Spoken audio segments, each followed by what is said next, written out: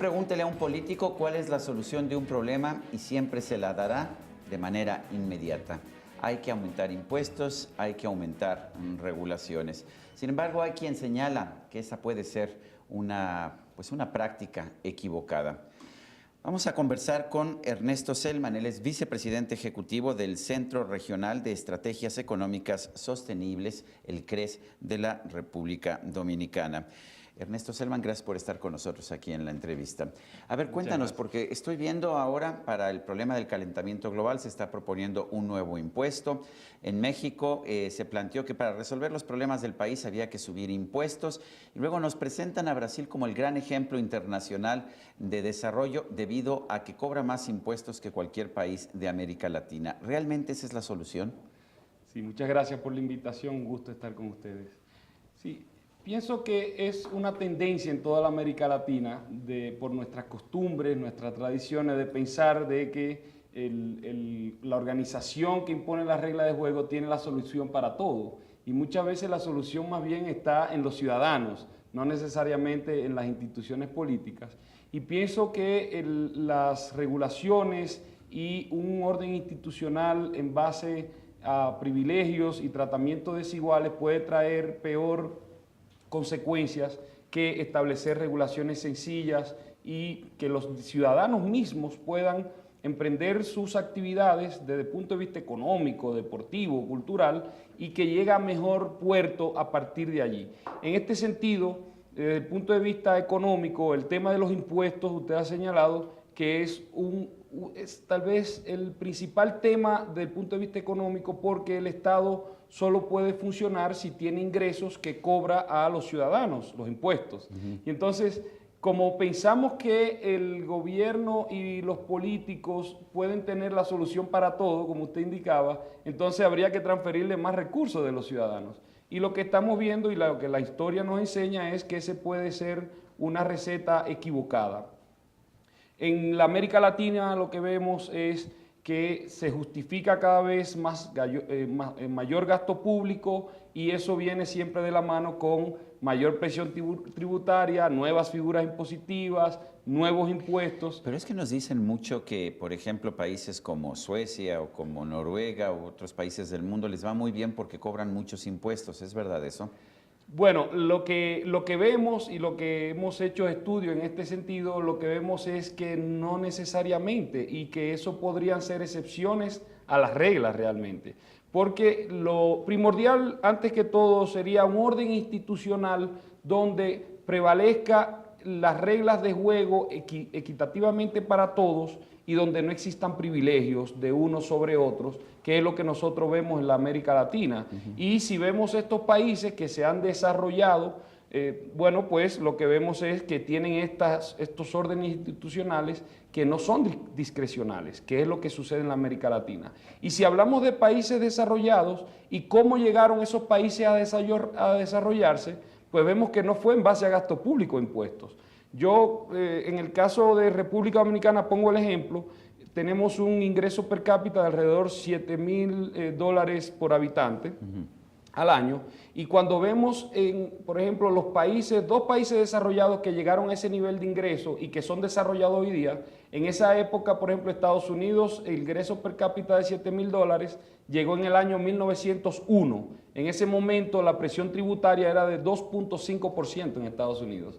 En Australia llegó a ese nivel de ingreso en el año 1910 y la presión tributaria era de 5.6%. Entonces, lo que sucede es que estos países, los países de la América Latina, como México, República Dominicana, se tratan de desarrollar imitando unos sistemas impositivos que no estaban cuando esos países se desarrollaron. De hecho, cuando esos países se desarrollaron, tenían un sistema tributario, ni siquiera existía el impuesto sobre la renta, hasta luego de iniciado el siglo XX. Entonces esos países se desarrollaron, no fue en base a gasto público de impuestos, se desarrollaron precisamente porque los ciudadanos podían disponer de sus capacidades físicas y mentales para trabajar, para obtener recursos y a partir de ahí disponer de sus propiedades para progresar. Lo que le llamamos progreso económico no es porque hay más gasto público, o más impuestos. Cualquier sociedad que se fundamenta en el gasto público y los impuestos para desarrollarse, lamentablemente permanecerá en la pobreza y la mediocridad. ¿Cuál ha sido el ejemplo que hemos visto en los países que más se han desarrollado en las últimas 2 o 3 décadas? Estoy pensando, por supuesto, en Corea del Sur, en Taiwán, en Hong Kong, en Singapur e incluso en China, que empezando de un nivel muy bajo, pues la verdad ha tenido el periodo de crecimiento más rápido y más fuerte en toda la historia. Sí. Yo puedo decir que los países que mencionó al inicio, como Hong Kong, Singapur, estos países precisamente han establecido para llegar a ese desarrollo reglas simples, no ha habido complejidad de las reglas de juego, las reglas de juego se establecen y se cumplen a cabalidad igual para todos. Eso es un problema que tenemos en la América Latina, donde los privilegios nos traen esa discrecionalidad en la toma de decisiones, nos traen privilegios, esos privilegios nos traen inequidad, injusticia, que se traducen en pobreza y mediocridad. Yo sacaría a la China de ese grupo, porque la China realmente tiene algunos experimentos en algunas regiones con un tipo de economía pseudo de mercado, porque todavía allí, por ejemplo, las decisiones del crédito se dirigen mucho desde el gobierno, las decisiones de quién puede invertir, dónde, etcétera, todavía están muy manejadas por el gobierno. No hay una capacidad de que lleguen personas del mismo país o del extranjero a poder desarrollar estos procesos productivos y establecerse y generar más y mejores empleos. Todavía es una experiencia que yo creo que vamos a ver muchos fracasos de la China, porque está sustentado en un orden institucional centralizado, donde solo unos pocos toman las decisiones de quién puede hacer qué y cuándo.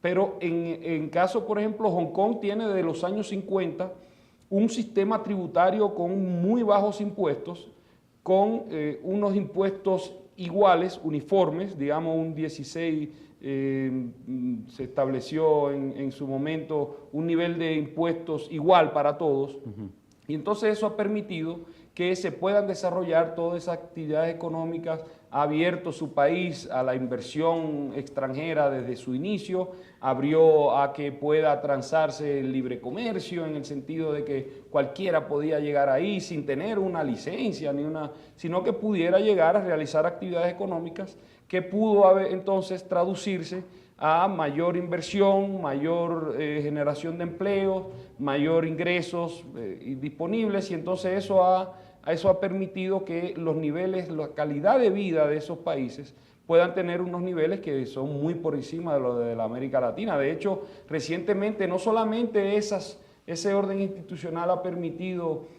una mejor calidad de vida para las personas. Recientemente hicimos un estudio sobre el tema minero y relacionándolo con el tema ambiental, y vimos que mientras más capacidad de desenvolverse libremente las personas en las actividades económicas, mejor cuidan las propiedades, el ambiente, el medio ambiente. Y aquí yo pongo de ejemplo un orden institucional como Haití, que está 99% deforestado, y un orden institucional como el Canadá, que es uno de los principales exportadores de madera, pero hay una regeneración de los recursos en base a la propiedad, a que las personas puedan desenvolverse, y ahí ya el gobierno no tiene tanta incidencia como, por ejemplo, en Haití, que decide quién, cuándo, cómo, y unos niveles de pobreza realmente que llaman mucho la atención y es muy penoso. Esta idea entonces de que se apliquen las mismas reglas para todos es significativa, y lo pregunto porque en México se acaba de hacer una reforma fiscal que en realidad fue un aumento de impuestos, pero lo interesante es que no bien se dieron a conocer las nuevas tasas de impuestos, el gobierno empezó a dar excepciones a ciertos grupos, a ciertas empresas. Y este es un problema, porque ya cuando tienes reglas que no son iguales para todos, ya no podemos hablar de una economía de mercado. Podemos hablar de un capitalismo de privilegios, un capitalismo de amiguetes, pero ya ahí no estamos todos en el mismo plano. Entonces, eso lo que sucede es que los que pagan, entonces cada vez más se carga más a estos, pero los que tienen conexiones con el gobierno, con la clase política, con ciertos partidos, entonces eso tiene exenciones. Y siempre obviamente se utiliza la excusa de que hay que desarrollar la industria tal y por eso hay que darle las exenciones. ¿No sería más conveniente reducir las tasas impositivas, que están muy altas, de hecho, comparado con los países de la OECD, de los países desarrollados? En los países desarrollados tienen un promedio de 25.5% el impuesto sobre la renta a las empresas. En México ustedes tienen el 30%. Así es. Entonces, ¿no sería mejor? Pero tenemos 30% de impuesto sobre la renta, más 10% de reparto de utilidades, que es otro impuesto. Que es obligatorio también, eso correcto. Es y introdujeron el impuesto a los dividendos, que es es el otra 10%, forma, sí, creo que de ese que usted habla, claro. Así es. Y entonces lo que sucede, yo me pregunto siempre, ¿no sería más conveniente bajar las tasas y que todos paguemos por igual?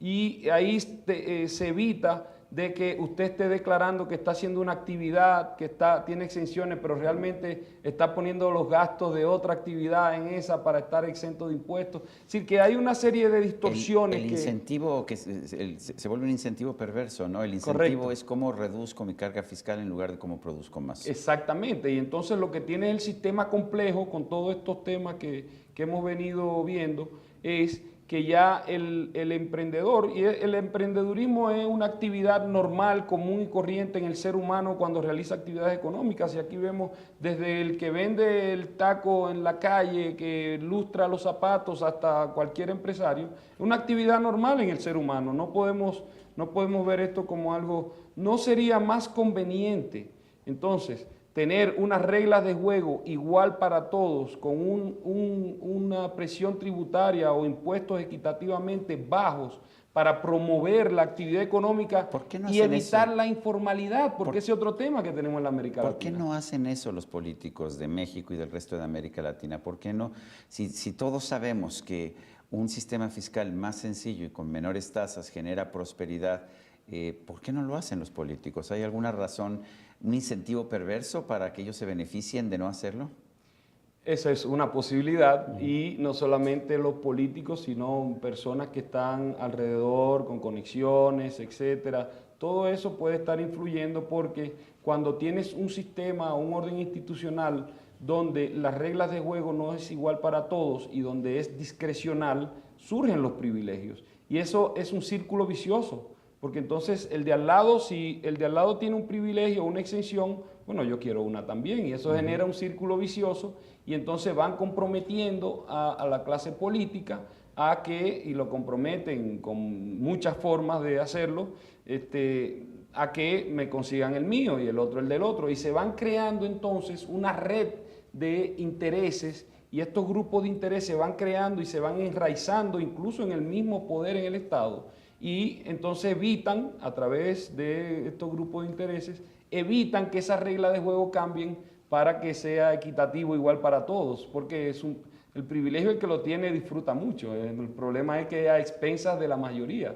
Entonces ese es un tema desde el punto de vista político que la misma sociedad tiene que empujar a la clase política para que esto vaya desmontándose, porque la verdad es que eso va creando una sociedad injusta e inequitativa, que termina en una sociedad mediocre, como vemos en la América Latina, por no decir ninguno en particular, sino que vemos que el desempeño de nuestros países ha sido muy mediocre, y si lo comparamos con otros todavía más. Así que es un tema que tenemos pendiente en nuestros países. Ernesto Selman, vicepresidente ejecutivo del Centro Regional de Estrategias Económicas Sostenibles, el CRES de la República Dominicana. Gracias por esta plática. Muchas gracias a ustedes por la invitación. Y a usted, amigo televidente, que hace posible este programa, se lo agradezco también. Esto es todo por hoy, pero no se lo olvide. Nos vemos la próxima.